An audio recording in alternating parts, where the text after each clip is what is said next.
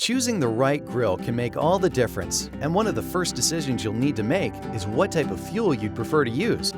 First, there are charcoal grills. These will provide you with that great charbroiled taste, but lighting and cleaning them will require a little work. If you choose this option, consider picking up a chimney for starting the charcoal.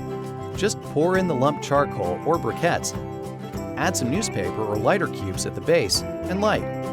You can choose a standard charcoal grill, like kettle, an offset grill which allows you to grill or smoke your food, and a kamado, which features a ceramic housing that helps retain heat and smoke, so it better penetrates the food.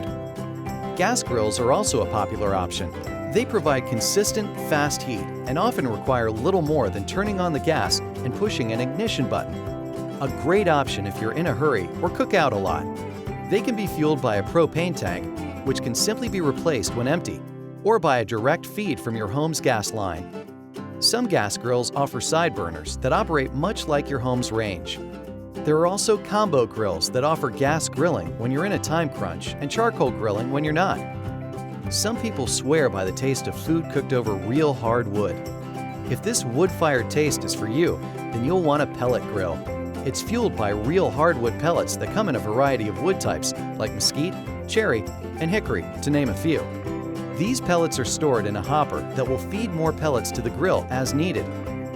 If you prefer to smoke your food for long periods of time with low, indirect heat, you have some options.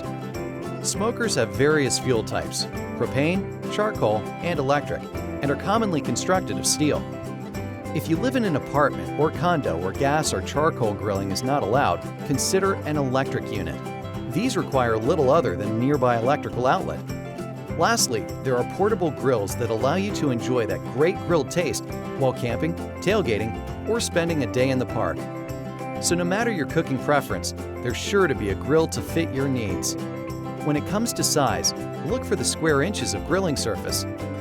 400 to 500 square inches is usually sufficient for an average-sized family.